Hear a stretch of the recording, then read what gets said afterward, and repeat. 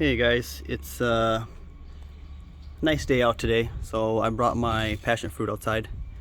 I don't think we'll be getting below where we're not supposed to be getting any temperatures below 40 degrees, so I think it's a good time. Besides, this thing has been making a mess indoors. Just want to show you guys this here. If it'll focus, you guys see this kind of sugar droplets, syrupy droplets on the leaves here. It'll do that for a couple of reasons. I just want to go through why it does that. So if you guys see that in your plants, it's nothing to be alarmed. Well, it can be. The first reason is low humidity. If your house humidity is quite low, which mine was this past winter, it'll put that out. But the main reason is if you have pests. If your plant is being attacked by pests, I don't know if you can see this, but there's a bunch of little black dots on here. I've had a lot of thrips on this plant. I don't know, let's see if we can kind of see it, but you see right about there, there's like a really a black speck right above my thumbnail there. That's a thrip. They're really small, so if you don't look carefully, you won't be able to see them. This plant was full of thrips. I had a thrip infestation. Not sure where all these bugs came from. It could be from the soil or not spraying the plants down completely before I brought them in.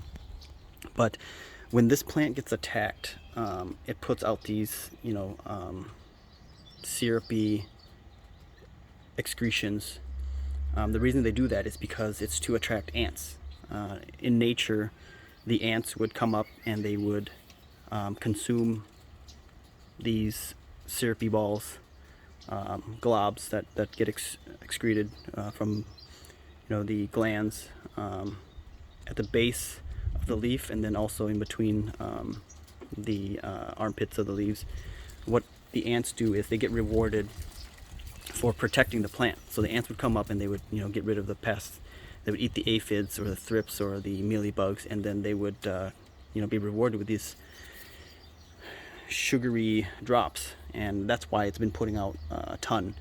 And the annoying thing is, if you have it indoors, I had it on some wood floors, and I just had syrupy drops all over the floors. I just got done cleaning that up. You just use a warm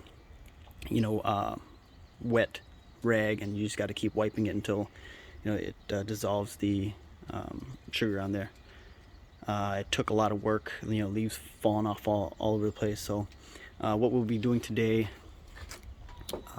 is first you talk about that. That's something to be expected and not to be, I guess, too alarmed about if your plant is still alive and healthy. The next thing is pruning. I've got some dead plants that I can cut off some dead branches, and it's from mainly the pests. A lot of dead leaves.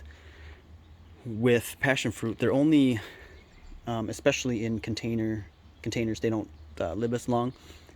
Usually passion fruit is productive for 3 to 7 years. The main plant in this pot is probably, it died at about 5 years, which is expected because it's a small pot and it's grown in a container. I was gonna leave it there to let the new vines have something to grow on, but it's getting too crowded, so I'm gonna get rid of those. And also with these long leaders, we're gonna prune them back. They're somewhat weak. You can see how small the vines are.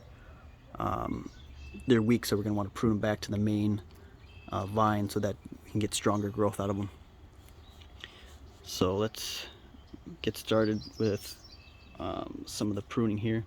Like this vine here, I'm just gonna go through and prune them all back to the main leader, or at least the first node.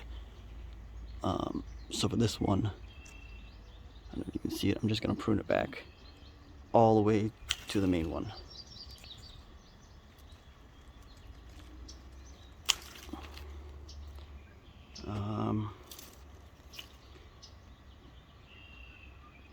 Same with this one. I'm just gonna prune it back to here. They'll have these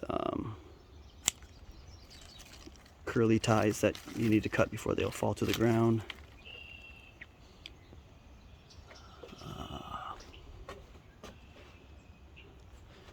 So I guess I can just show you what the plant looks like.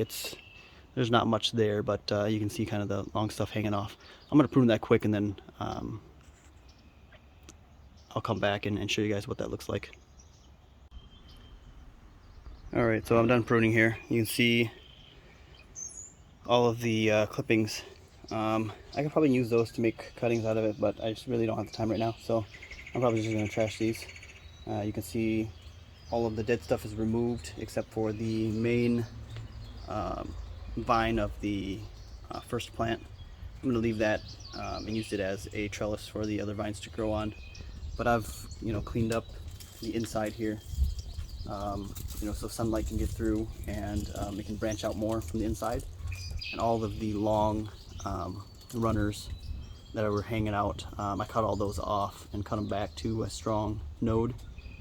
Hopefully we can get some thicker, stronger vines on this thing.